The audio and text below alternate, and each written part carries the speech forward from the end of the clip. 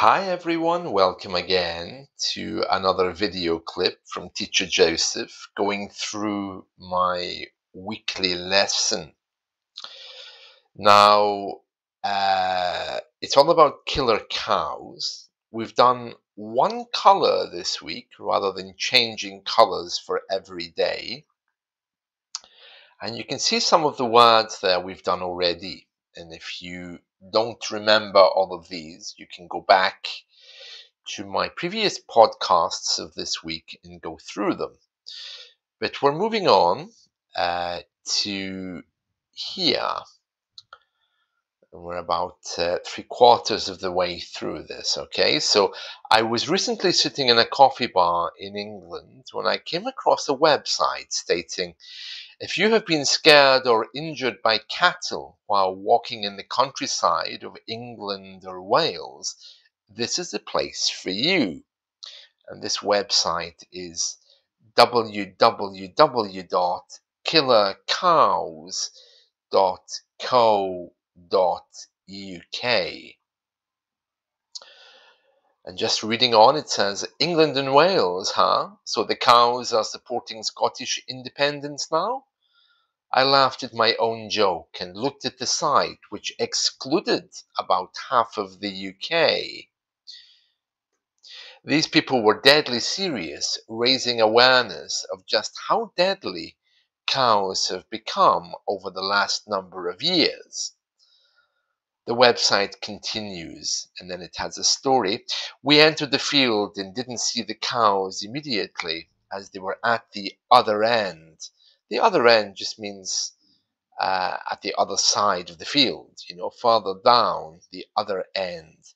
The other end of the road is going to be from where you're standing. The other end is the opposite. In the distance, you could say. When we saw them, I got my son to walk nearer to me. We couldn't see the exit on the path, so we stopped and decided to keep well away from the herd and cut across diagonally. Okay, if you cut across, it means that you, how can I say, if you cut across, you've probably heard of someone cutting you off in traffic if they take an immediate turn in front of you, if their car turns. So that's cutting across the road.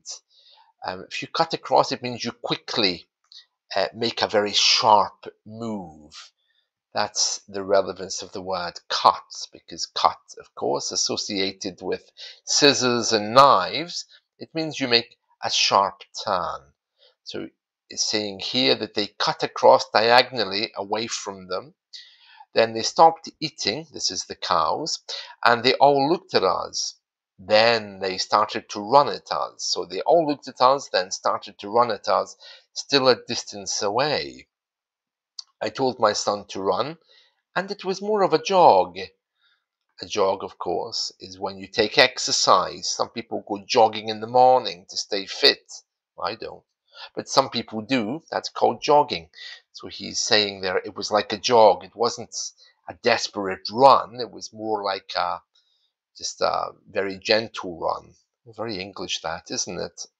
Oh, how dangerous. The cows are coming. Let's jog. Yeah, we don't like a lot of emotion.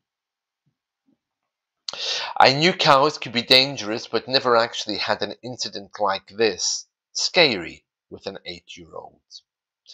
It all just sounded so dramatic, like a story from a parallel universe. Yeah, we hear that in sci-fi movies. We talk about things being from parallel universes. My mind drifted away again. This time I saw myself standing in a pub, knocking back. That means drinking. Okay, if you drink, particularly if you put the glass to your mouth and you drink all of it at once, it is called knocking back.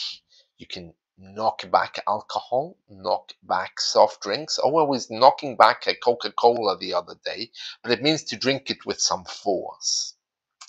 Now, knocking back is important because it can also mean to reject. You can knock back a whiskey by putting it to your mouth, drinking it quickly. But you can also knock back a job. That means if someone comes and says, "Would you like to do this?" and you say, "No, no thank you." That's knocking it back. If you're offered a job, you decide you don't want it, you're knocking back the job. So two very different meanings there for knocking back. One about drinking, which is just a poetic way of saying how quickly you're drinking. And the other one when you refuse work. Oh, they offered me the job, but I knocked it back because I knew I could get a better one. Okay, so in my story here, it says knocking back a whiskey, dry, no ice, when a cow wearing dark glasses and a headscarf appeared standing at the bar. "Hey, are you the Skype English teacher?" she whispered, while the barman was away cleaning tables. I was brought back to reality by noises in the cafe. Two women were joking with each other, and one said, "Oh, you silly moo," which is basically just saying you're you're like a cow, but it's done in a nice way. This is an affectionate way.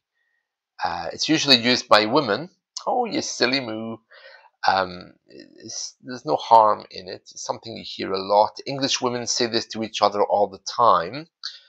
Uh, but "you stupid cow" is much more insulting. And I'm saying here, it crossed my mind that in these days of political correctness, neither should be heard anymore. Then, of course, for things we don't believe, we often simply say, "That's bull." And that's part of a larger word which I can't repeat here. But "that's bull" is generally quite an acceptable thing to say now amongst friends. Not formally or in business, of course, you can't say it. Could it be that the cows have simply had enough after years of giving us milk? They've discovered we really don't respect them. In fact, we eat them. Whatever the reason, cows now are to be feared. So the next time you're walking in the countryside, take care, because you never know who or what is watching you. I'm not going to add in any more motivation. I'm going to leave you with this thought. If you could change anything in your learning journey today, what would it be? And I want you to think about that. Okay, so probably the most interesting phrasal verb here is knocking back. To knock back a whiskey, knock back a beer, or to knock back a job. That's it from me. Take care. See you all. Bye.